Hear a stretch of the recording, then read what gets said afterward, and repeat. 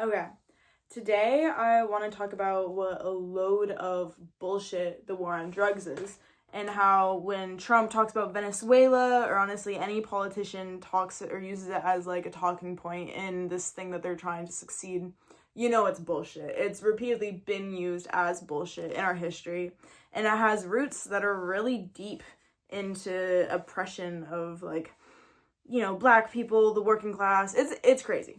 So we're gonna go into it in a couple of different sections. We're gonna go into like the history of oppression and how the war on drugs plays into that, and then also where they came from just a tiny bit, and yeah, buckle down. So to understand the history of the war on drugs, we have to understand the history of the oppression of black people within the United States, which is crazy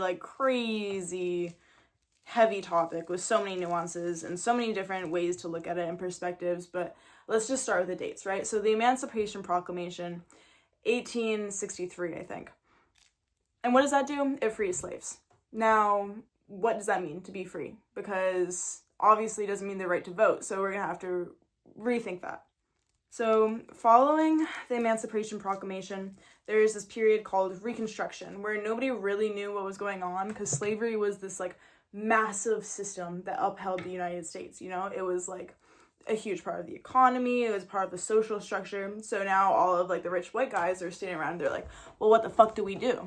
So that's when Jim Crow racism is introduced and pushed. And this, we all know what this is. This is the period of time that led up to the Civil Rights Movement. It can kind of be marked, like the end of this can kind of be shown at like Brown versus the Board of Education, or like the revolutionists versus reformists, like Civil Rights Movement. And also to understand this, we have to understand this idea of de jure versus de facto. De jure is like by law. It's by law what is supposed to happen. De facto is what actually happens. So after the Civil Rights Movement, everybody's like, okay, there's no way that we can suppress black people by law. That's pretty much what they say. And so then they're like, well, shit. It was the same predicament as when slavery ended, and they're like, we can't actually give them all the rights, but we have to make it seem like we do. It gets into respectability politics in like a certain way, and revolutionists versus reformists, but that's another topic.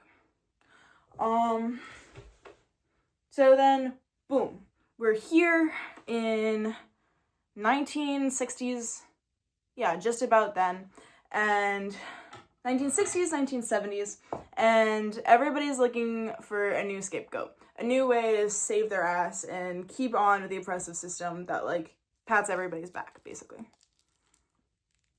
And so around this time, there's a new problem in the United States. And what is that problem? Drugs. So basically, you're politicians, it's the 60s and the 70s, and half of the country is focused on the civil rights movement, half the country is smoking pot as a hippie, and everybody's protesting Nam, by the way.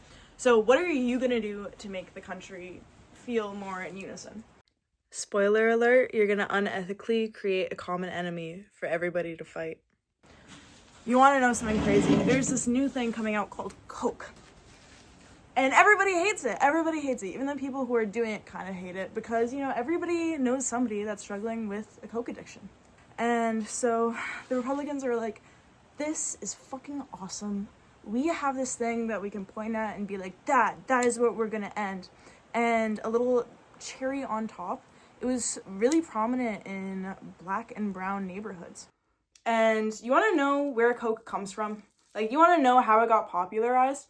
It was popularized by laborers who were using it as a stimulant for their work. And you know what that meant? That meant that sometimes it was white bosses giving it to their African American laborers because they believed them to be more like physically like fit to do these jobs, because like race was a whole like biology field at this point. It was crazy. So, de jure, by law, you can't do anything to systematically oppress black people, like writing it into the law, But de facto, you can. So, war on drugs. You're not illicitly saying war on black people, but that's kind of what they used it as, right? So, what can we do? We can make it so that if you get caught doing drugs, it ruins your life. It absolutely ruins your life. And so that way people think that we're cracking down on something, that we're making real improvement. And also, we get to keep this entire demographic of people suppressed in a de facto manner that absolves any de jure responsibility at all, right? So that's how the war on drugs came to be. It's a completely racist system that was birthed from slavery. It went slavery, Reconstruction, Jim Crow racism, and now the war on drugs. And you can read more about it in other literatures. I'll try to find some. But that's it, right? So yeah, when Trump starts talking about Venezuela and starts trying to use the war on drugs, know that this is something that has been going on for years in our government. It is simply a scapegoat to keep you looking from anything. And it's a point that, like drugs in the United States are a really nuanced thing. Nobody really wants or knows a whole lot about them. So nobody really knows what to say during that talking period. But it's a whole load of bullcrap, and we all know that. So that's my 2 cents.